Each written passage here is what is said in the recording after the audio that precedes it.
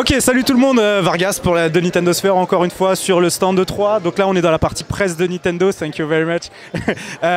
Donc on va commencer à tester quelques jeux, notamment Mario et les lapins crétins Kingdom Battle. Donc venez avec moi, on a notre rédacteur en chef Rash qui va commencer à jouer. Donc c'est première prise en main directe, ça veut dire que là il a jamais testé le jeu, il l'a jamais pris en main. Le jeu est disponible sur le booth, sur le stand Nintendo, mais la queue est très très longue. Du coup, si t'as pas une heure ou deux de patience, tu peux pas y jouer, voire même plus, parce que là, il était 10h30, j'ai essayé de faire la queue, et on m'a dit qu'elle était déjà fermée, donc voilà, heureusement on est sur la partie presse. Donc première découverte du jeu, première prise en main, on va voir ce que ça donne.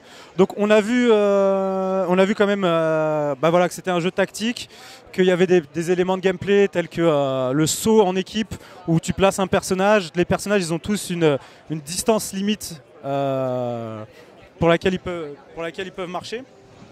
Et on peut surpasser cette distance en faisant rebondir un personnage sur un autre. Ok, alors le jeu est apparemment en développement depuis 3 ans, de ce qu'ils ont dit. Et c'est sûrement pour ça qu'à mon avis, il a dû être prévu pour la Wii U à la base. Et c'est peut-être ça ce qui explique qu'on a le petit lapin devant. Et je pense qu'à la base, ils avaient prévu qu'on se déplace au stylet sur l'écran du gamepad et que les personnages suivent. Donc là on rentre dans une phase de combat directement. J'ai pas vu, il a déjà déplacé un personnage ou pas? Donc voilà, ça c'est la phase justement qu'on avait vu dans le Treehouse, où il nous disait qu'il y avait plusieurs chemins. Là on voit qu'il a décidé d'aller tout droit, alors qu'il aurait pu passer sur la droite. Et il a directement attaqué. Il s'est mis derrière parce qu'il y a des positions défensives. Là il est en train de faire justement le jump. On voit que ça double quasiment la distance des personnages, et il a pu le replacer derrière une autre protection. On avait vu un 0%, le 0% qui veut dire qu'il n'avait aucune chance de toucher l'adversaire. Mais c'est pas grave, il a fait quand même parce qu'on l'a vu, ça a détruit la protection. Et donc à force, au fur et à mesure de tirer dessus, finalement, il finira par plus avoir de protection et on pourra finir par le toucher. Voilà, donc ça fait déjà 2 fois, mais il est toujours protégé parce que c'était une grosse protection. C'est au tour des ennemis. Donc là, c'est le premier combat, hein. Donc forcément, les ennemis ne sont pas très forts.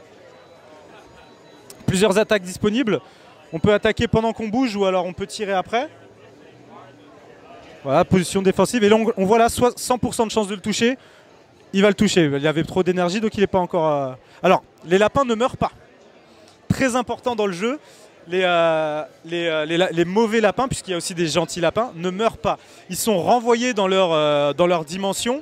Et apparemment, il y a aussi des éléments par rapport à ça. Plus on enverra de lapins, plus ça fera quelque chose. En tout cas, ils sont tous rassemblés dans un endroit et ils ne meurent pas. Ouh, là, il ne se protège pas. Là, il va direct en face à face. Il va attaquer. Et c'était le dernier, non? Voilà, le combat est fini. Ce qu'on a noté aussi, c'est qu'on voit aucune expérience. Pendant les combats, ils ont attaqué, il n'y a personne qui a gagné d'expérience. La fin du combat, on ne gagne pas d'expérience non plus. Donc, à voir comment ça va être géré. Est-ce que ça va être que les équipements qui vont donner ce genre de choses? On a vu aussi qu'une fois le combat terminé, il pouvait se balader librement dans la zone de combat. Donc là, lui, il a avancé jusqu'au prochain combat, mais il y avait par exemple un tuyau qu'il ne pouvait pas prendre pendant le combat, mais qu'il aurait pu prendre juste en phase d'exploration pour aller vers un coffre. Je voulais essayer d'exploser ça, voir si ça fait une déflagration qui touchera l'ennemi. Ok, et est-ce que tu peux essayer de... Tu sais, on a vu que les adversaires, qu'on pouvait taper les adversaires juste en marchant. Ah. Est-ce que tu peux essayer de ça, voir ça? Voilà, ça par exemple. Qu'est-ce que ça fait si on fait ça? Là, on va voir. Voilà, là, on voit que, tu vois, il y a une icône qui dit que tu vas passer. Voilà, il passe dessus, il tape l'adversaire et il se cache. Donc ça, c'est quand même... Est-ce que maintenant, tu peux encore... Et il peut encore attaquer. Donc voilà. Donc il y a vraiment une phase de mouvement, une phase d'attaque. Mais on voit que tactiquement parlant, le mouvement peut aussi faire l'attaque. Et donc, si on arrive à bien se placer comme il a fait... Ah, peut-être que si tu le fais, tu peux le faire rebondir sur Mario pour aller vers là-bas. Alors on peut pas rebondir sur un ennemi. Ça aussi, c'est une bonne chose à savoir. Ça va être trop loin, je pense. Hein. Tu vas pas pouvoir tirer... Alors... Chaque personnage a aussi ses caractéristiques, ils l'ont dit dans le Treehouse. Par exemple, le lapin Luigi, il est meilleur justement dans les attaques en mouvement que dans les attaques avec son yo-yo bizarre là. Contrairement aux autres qui sont pas mal, qui pourraient être l'inverse. Target out of range. Donc là il te dit tu peux pas tirer et il faut qu'il fasse enemy turn. Bon, là c'est le début du jeu, donc on ne sait pas trop au niveau de l'intelligence artificielle qu'est-ce que ça va donner. Là c'est un peu normal que les adversaires soient relativement simple et pas trop puissant. On voit aussi justement la barre de vie de chaque personnage au-dessus et sur les côtés. Et on peut switcher. On peut switcher de héros, c'est-à-dire qu'on n'est pas obligé de jouer dans l'ordre à chaque fois. Là on voit, il peut passer dans le tuyau, il va ressortir par là-bas. Et à la sortie du tuyau, il aura encore un petit peu d'espace pour bouger. Donc il va pouvoir prendre l'autre lapin par derrière. Voilà.